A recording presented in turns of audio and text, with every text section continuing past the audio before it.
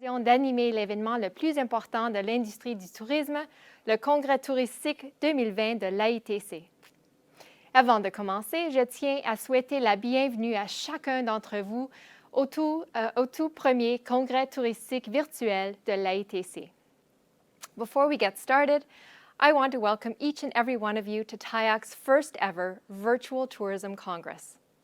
This year, you're among more than 2,500 participants from coast to coast to coast. Your free registration this year was made possible by the generous support from the Canadian Experiences Fund in partnership with the Government of Canada. L'inscription gratuite à cet événement vous est offerte grâce au généreux soutien des Fonds pour les expériences canadiennes en partenariat avec le gouvernement du Canada. On behalf of TIAC, I would also like to recognize Ottawa Tourism, who is co-presenting this year's event, and all other sponsors and supporters. Thank you. Au nom de l'AITC, je souhaite également à saluer Tourisme Ottawa qui présente conjointement l'événement de cette année, ainsi que tous les autres commanditaires et partisans. Un gros merci. Just a few housekeeping notes before we kick things off with TIAC's leadership report. The sessions over the next 2 days will be offered in the speaker's preferred language. En raison de difficultés techniques, les sous-titres en français ne seront fournis que pour les sessions de la scène principale. Toutefois, des sous-titres en français seront disponibles pour tous les enregistrements après le congrès touristique. All Tourism Congress sessions are being recorded and will be made available to TIAC members. We'll email TIAC members in the next week to let you know when the sessions are ready for you. Toutes les séances du congrès touristique seront enregistrées et mises à la disposition des membres de l'AITC. Si vous êtes membre, nous vous enverrons un courriel pour vous informer lorsque les sessions seront prêtes. Finally, don't forget to take advantage of the unlimited networking opportunities, visit the virtual marketplace, and meet our incredible sponsors that help make the Tourism Congress possible. The leadership report will be presented by David McKenna, TIAC's board chair. This year has been especially challenging. TIAC's leadership has amplified all of our voices. It's thanks to their tireless efforts that Canada's tourism industry is being heard by the federal government. 2020 has also been a year of collaboration, and TIAC has led this charge with grace and determination. Le rapport de la direction de cette année est présenté par le président du conseil d'administration de l'AITC, David McKenna. Ce fut une année particulièrement difficile. La direction de l'AITC a amplifié l'ensemble de nos voix et c'est grâce à ces efforts inlassables que l'industrie canadienne du tourisme s'est fait entendre par le gouvernement fédéral. L'année 2020 fut aussi une année de collaboration et l'AITC a mené cette charge avec grâce et détermination. And now, let's go to the main stage for the first session of the day, TIAC's leadership report, Stepping Forward with Courage and Optimism. Le rapport de la direction, aller de l'avant avec courage et optimisme. Good morning and welcome. I am David McKenna, president of the Banff Jasper Collection by Pursuit, as well as the chair of the Tourism Industry Association of Canada. Charlotte Bell, TIAC president and CEO, would normally deliver this report, but is unable to participate today. She does send her regards. Charlotte has worked tirelessly on behalf of our industry and is truly our champion. On behalf of TIAC's board of directors, staff, and members, I want to thank Charlotte and her team for their work and commitment to our sector. This year's Tourism Congress looks different.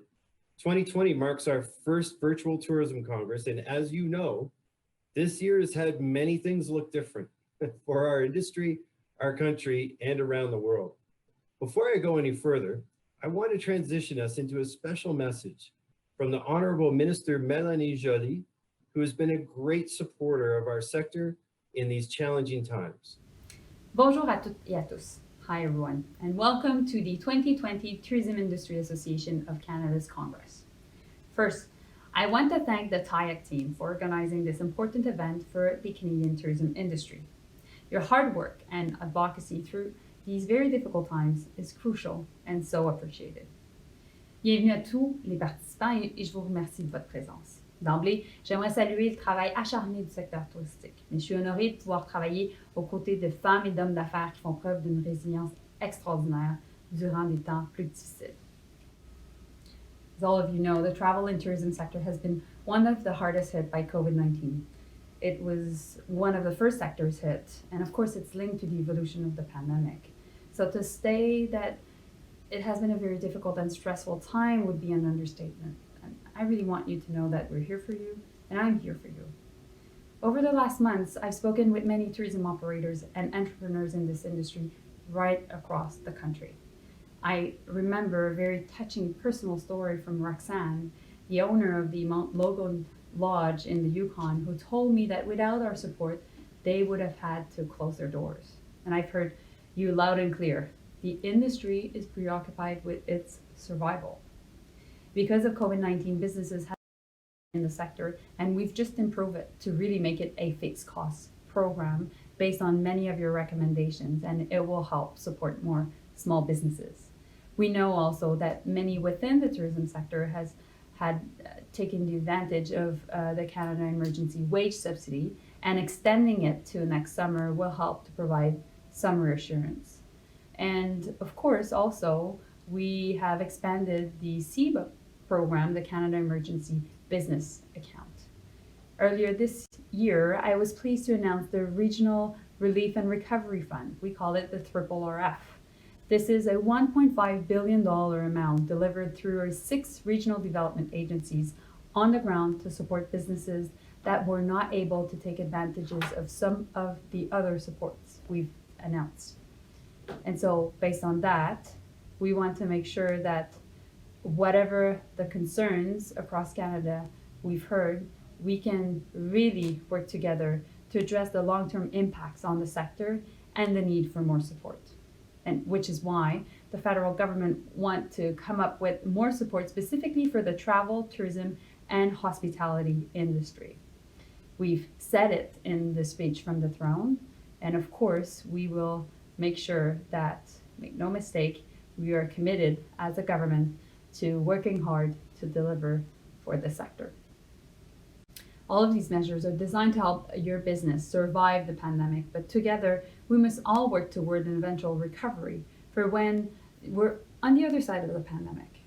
It has been inspiring to see your efforts not only to survive, but also to find ways to adapt to the situation. I've heard many stories of businesses that have adapted, for example, by offering touch-free services and leveraging digital tools. Right now, we need to focus our efforts on domestic tourists and providing Canadians with reassurance when it is time to travel again. When it is time for all borders to reopen and welcome international visitors once more, the Canadian tourism sector will be in a position to flourish once again. TIAC has been and will continue to be a critical partner in ensuring that businesses get through this crisis. Our Canadian tourism sector is a source of pride for this country, and we will continue to stand alongside you to get you through this and into recovery. We can and we will do it together. Nous avons été présents à travers la première vague de cette pandémie et nous continuerons de l'être pour la deuxième vague. Wishing you all good health and successful and engaging conversations throughout this Congress. Thank you to Minister Joly for those words of encouragement and support. Now let's review what's happened through TIAC's leadership since we all met at last year's Congress. 2020 has been a year of collaboration. TIAC has led the charge and advocated to the federal government on behalf of the tourism sector. We could not have done it alone. Partners such as the Indigenous Tourism Industry Association of Canada, the Hotel Association of Canada, Restaurants Canada, Tourism HR Canada, and Destination Canada, plus all of the DMOs, provincial and territorial tourism industry associations, have worked collaboratively to understand the needs of our sector. Airlines and airports, destination marketing organizations, sport tourism, meetings and business events, festivals, RV and camping, plus so many more of our partners have worked tirelessly. We've all come together to have the tourism voice heard and to participate in the dialogue of recovery. We need to demonstrate to the federal government just how important the tourism economy is to Canada's overall economy. Collectively, we continue to show the power of Tourism Team Canada. We are definitely stronger together than we are apart. This year started on a high note for TIAC and tourism in Canada. 2019 saw a record of 21.1 million travelers to Canada, an increase of 1 million travelers from 2018. Our TIAC Parliament Hill Day in February was a huge success. We invited tourism champions to Ottawa and held meetings with ministers, MPs, and government departments to talk tourism and the growth of our sector. The government made a concerted effort to make significant investments in tourism via the new tourism growth strategy in the 2019 budget. And the inclusion of tourism as the 7th economic strategy table is proof of that. We're on our way to break new records. And then the news of a new novel coronavirus in China started raising concerns around the world. TIAC got this news before COVID-19 even had a name, and our ADS members started to see bookings declining from Asia as early as January. China has always been a significant market for Canada, and this truly was the canary in a coal mine. TIAC hosted industry conference calls with public health officials early in the year to inform the industry on what was happening in China and how Canada was preparing to monitor the outbreak abroad. While there were concerns with declining bookings, we had no idea just how significantly things would change. Well, things certainly changed, and things changed fast. Many of our members pivoted immediately, while others, simply because of the nature of their businesses, could not. We saw hotels become essential service aids in many areas of the country for housing people in quarantine and healthcare workers. Airlines worked together quickly to bring home Canadians from around the world as impacts were felt in communities. Restaurants, food service suppliers started to provide meals for those in need of extra help. To keep our members appraised of the latest in the evolving situation, we're in regular contact with Public Health Agency of Canada, Global Affairs Canada, and the Department of Innovation, Science and Economic Development. It was at this time that the TIAC launched their crisis communication strategy in order to help keep all tourism stakeholders, members or not, well informed. Fast forward to November 2020, international travel has ceased. We are down 98% each month since the borders closed in March, our lowest point ever recorded. 1.8 million jobs in our sector alone were put at risk. Employment in our industry dropped to its lowest point in March. This alone has disproportionately affected vulnerable populations, including women, new Canadians, and Indigenous peoples, all very important constituency groups for our sector. While the employment rate slightly rebounded during the summer, we are now once again seeing the effects of business closures on tourism employment. To ensure the tourism industry has the workforce needed to rebuild our sector, this is a significant issue that we must address right now. TIAC continues to work collaboratively with provincial and territorial tourism industry associations and many national sector associations to fully understand the impact of COVID-19 and it continues to have on our businesses across the country. The recent survey distributed through the Coalition of Hardest Hit Businesses found the following. 75% of those surveyed indicated that they would be unable to remain in business without access to government-supported financing. 60% of those surveyed say that they will run out of cash to pay staff and expenses within the coming 6 months. Almost 40% are behind in mortgage payments. 25% are behind in paying property taxes. And for the month of September, about 80% of tourist businesses experienced a decline in revenue in excess of 50%. Almost all saw the extension of the Canadian Emergency Wage Subsidy into 2021 as a critical part of their survival. These numbers were expected, and yet they were still devastating for us.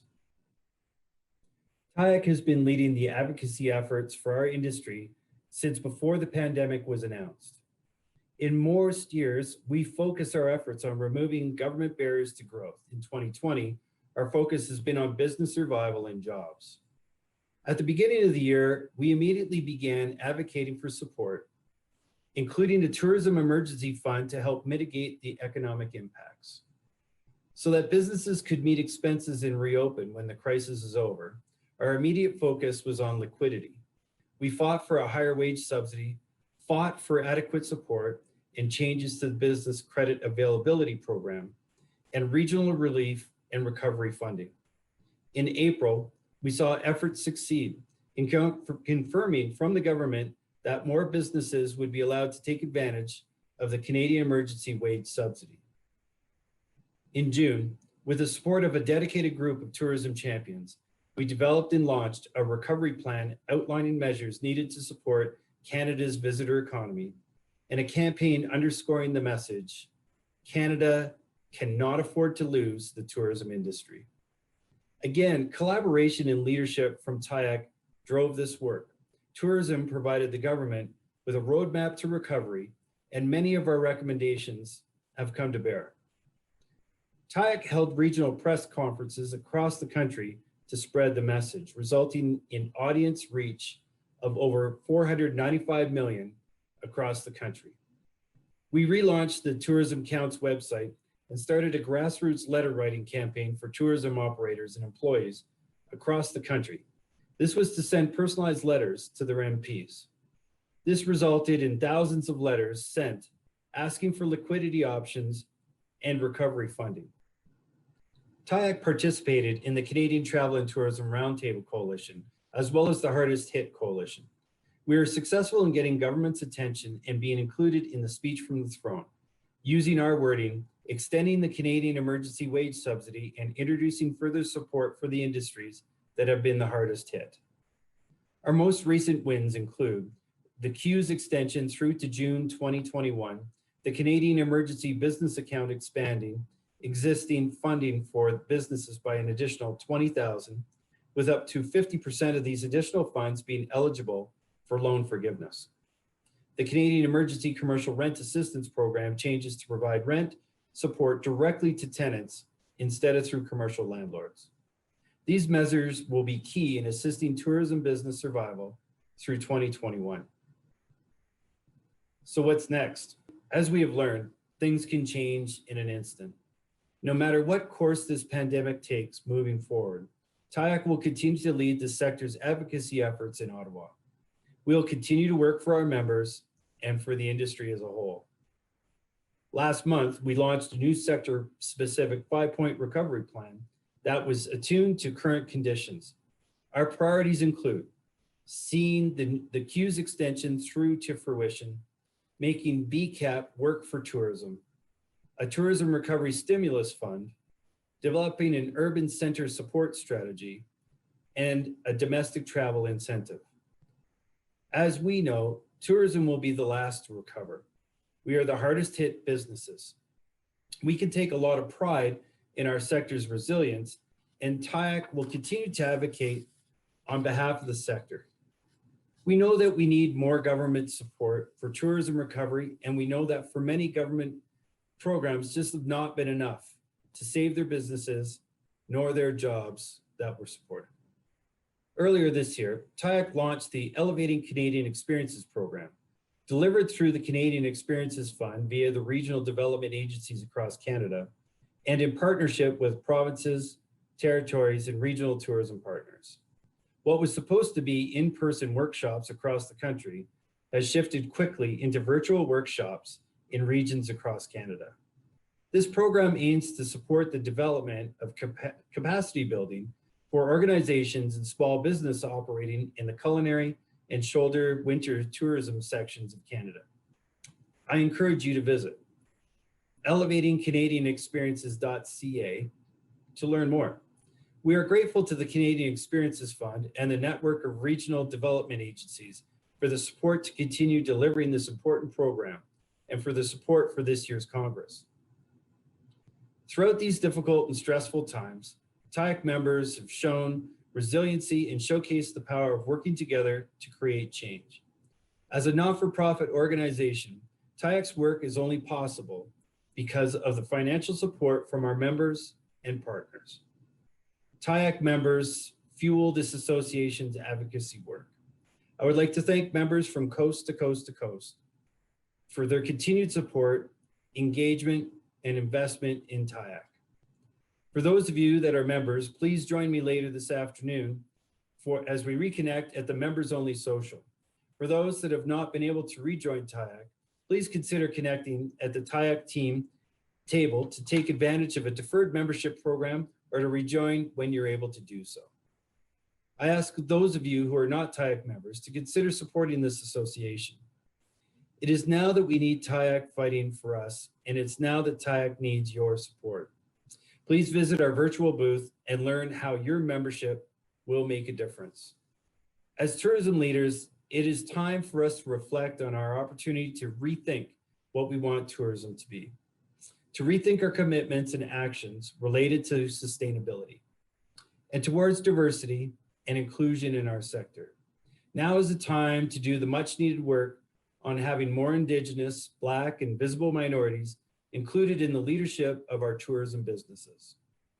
We need to address the systemic issues preventing these voices from being a part of industry growth. I encourage you to really make the most of this year's Congress program. Join the Building Sustainability into Tourism Recovery Plan session tomorrow to learn more about how we can rebuild our sector with sustainability front of mind. We have so many great speakers and sessions lined up for you to learn, connect, and plan for recovery. I invite you to visit tourismcounts.ca to learn more about our advocacy initiatives and to send a letter of support to your MP. Please engage and support us in social media, and again, please join TIAC as a member. Our Congress this year is funded through the Canadian Experiences Fund. This provided TIAC the opportunity to provide free registration and the support TIAC needed to host the event virtually. I want to thank our diamond sponsor, Tourism Ottawa, who is co-presenting this year's Tourism Congress, and the Industry Recovery Committee for their time and hard work. Thank you to our national, sectoral, and provincial and territorial partners for all your collaboration and your ongoing work. Lastly, thank you to our sponsors and industry partners who help make this virtual gathering possible. It is your commitment that allows us to keep making strides to sustain our industry. People will travel again, and TIAC will continue work on behalf of our sector to be ready and stronger than ever before. Thank you for your continued support. We will now end with a video.